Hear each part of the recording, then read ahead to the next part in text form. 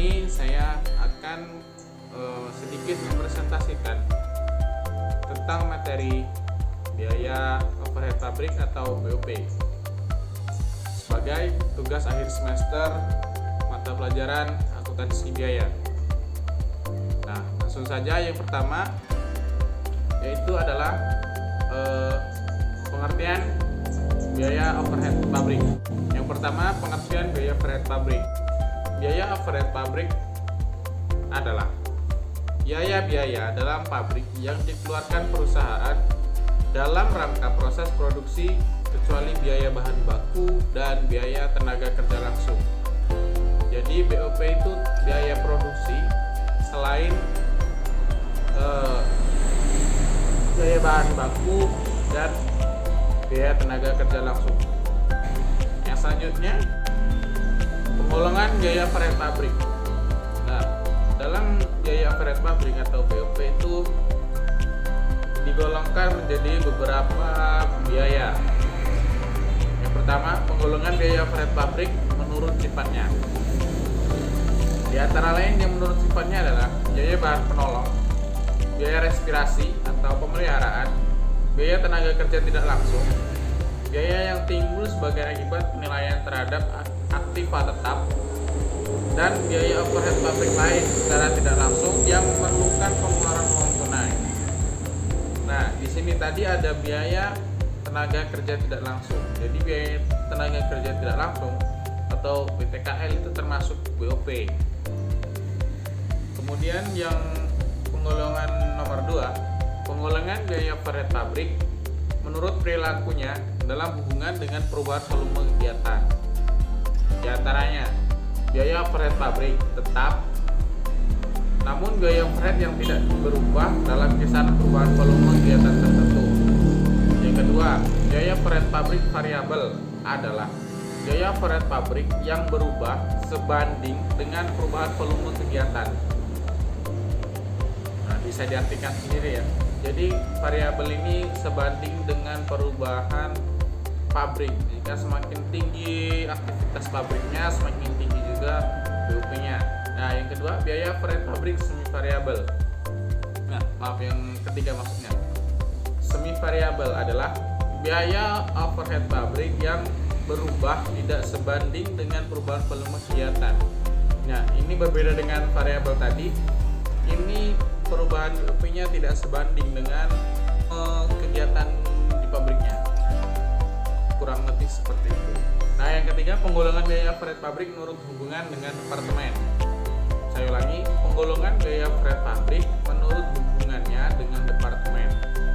Yang pertama, biaya overhead pabrik langsung departemen adalah biaya overhead pabrik yang terjadi dalam departemen tertentu dan manfaatnya hanya dinikmati oleh departemen tersebut. Misalnya, gaji mandor departemen produksi, biaya depresiasi mesin dan bahan penolong. Nah, jadi BOP dalam departemen itu hanya bisa dinikmati oleh departemen itu sendiri, bukan di pabrik atau di perusahaan ya.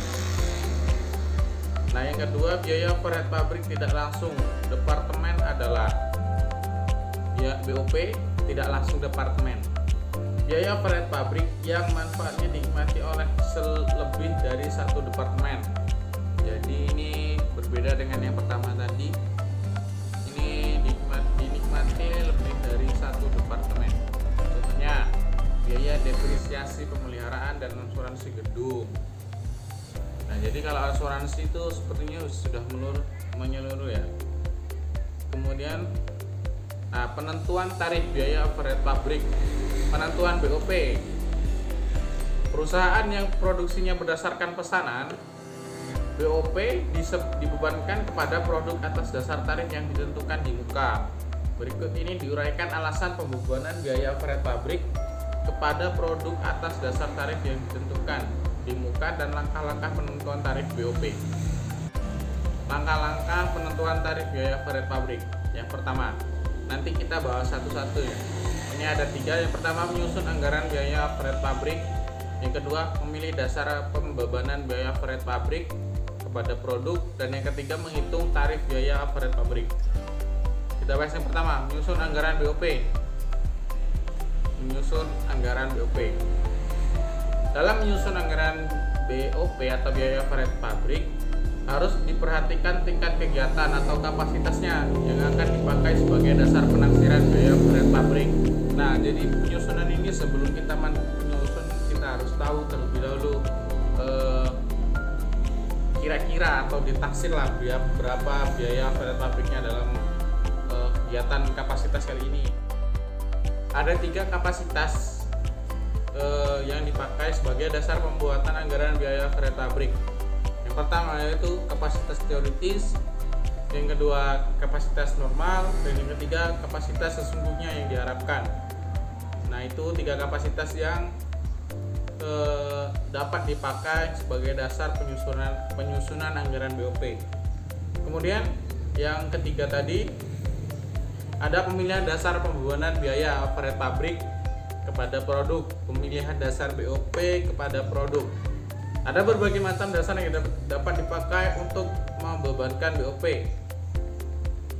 kepada produk.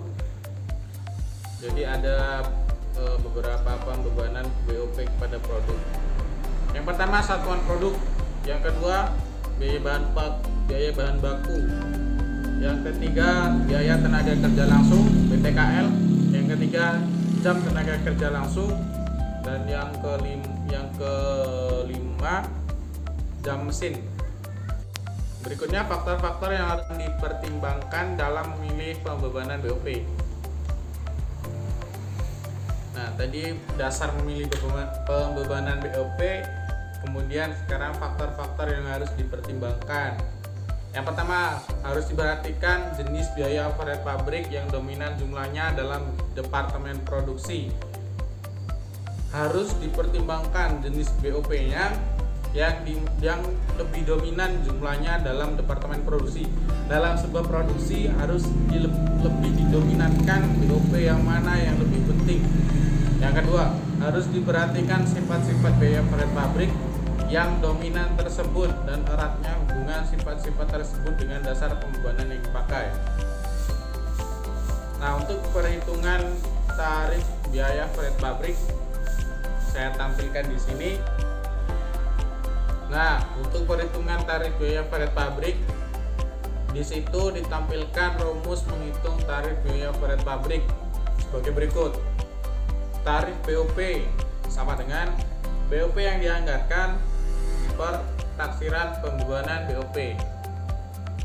Jika masih ingat, tarif BOP ini adalah hasil bagi dari langkah-langkah penentuan tarif BOP tadi. Nomor 1, nomor 2, nomor 3. Dari langkah-langkah ketemulah nomor 3. Nomor 3 itu menghitung tarif biaya overhead pabriknya. Nah, untuk keperluan analisis selisih BOP sesungguhnya dengan yang dibebankan kepada produk atas dasar tarif. Tarif BOP harus dipecah menjadi 2 macam. Yang pertama tarif BOP tetap dan tarif BOP variabel. Pembebanan biaya overhead pabrik kepada produk atas dasar tarif. Tarif biaya overhead pabrik yang telah ditentukan di muka kemudian digunakan untuk membebankan biaya overhead pabrik kepada produk yang diproduksi. Jika perusahaan menggunakan metode full costing di dalam penentuan harga pokok produksinya, produksi akan dibebani biaya overhead pabrik dengan menggunakan tarif biaya overhead pabrik variabel. Dan tarif biaya overhead tetap jika perusahaan menggunakan metode variable costing di dalam penentuan harga produksinya, pokok produksinya, produk akan dibebani biaya overhead pabrik dengan menggunakan tarif biaya overhead pabrik variabel saja.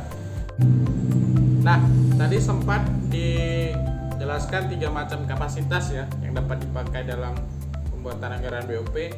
Di sini saya akan membahasnya. Yang pertama tadi kapasitas praktis. Kapasitas praktis adalah kapasitas teoritis dikurangi dengan kerugian-kerugian waktu yang tidak dapat dihindari karena hambatan intern perusahaan. Contohnya, Hambatan intern perusahaan. Penghentian pabrik yang tidak dapat dihindari karena adanya respirasi mesin, tertundanya kedatangan bahan baku, merupakan pendekatan jangka panjang titik berat pada kapasitas fisik pabrik. Yang kedua tadi kapasitas normal adalah kemampuan perusahaan untuk memproduksi dan menjual produknya dalam jangka panjang. Merupakan kapasitas teoritis yang dikurangi dengan kerugian-kerugian waktu yang tidak dapat dihindari karena hambatan-hambatan intern perusahaan dan tren penjualan di masa yang akan datang. Jadi ini masih tetap intern, namun ada juga tren penjualan di masa yang akan datang. Merupakan pendekatan jangka panjang titik berat pada kapasitas fisik pabrik. Yang ketiga tadi kapasitas sesungguhnya yang diharapkan adalah kapasitas sesungguhnya yang diperkirakan dapat dicapai dalam tahun yang akan datang. Yang kedua menggunakan ramalan penjualan tahun yang akan datang sebagai dasar penentuan kapasitas. Yang ketiga merupakan pendekatan jangka pendek. Yang keempat kelemahan penggunaan kapasitas sesungguhnya yang diharapkan sebagai dasar penentuan BOP. Jadi ini kelemahannya. Yang pertama berakibat terjadinya perbedaan yang besar pada tarif BOP dari tahun ke tahun. Yang kedua akibat pembebanan yang besar pada tarif BOP, maka biaya-biaya akibat adanya fasilitas yang menganggur dikapitalisasikan dan diperhitungkan dalam harga pokok produksi. Untuk satuan produk taksiran BOP bisa dihitung taksiran BOP per taksiran jumlah produk yang dihasilkan sama dengan tarif BOP per satuan produk. Contohnya, taksiran BOP 1 tahun dianggarkan 2 juta. Taksiran jumlah produk yang akan dihasilkan selama tahun anggaran tersebut 4.000 unit. Nah, jadi tarif BOP per satuan sama dengan 2 juta dibagi 4.000 unit sama dengan 500 per unit. Jadi BOP-nya itu 500 per unit. Sehingga kemungkinan nanti harga jualnya itu lebih dari ada jumlah plus 500-nya dari bahan baku, dari biaya tenaga kerja yang selain BOP. Nah, mungkin hanya itu saja yang dapat saya sampaikan. Semoga bisa bermanfaat. Nah, ini wassalamualaikum warahmatullahi wabarakatuh.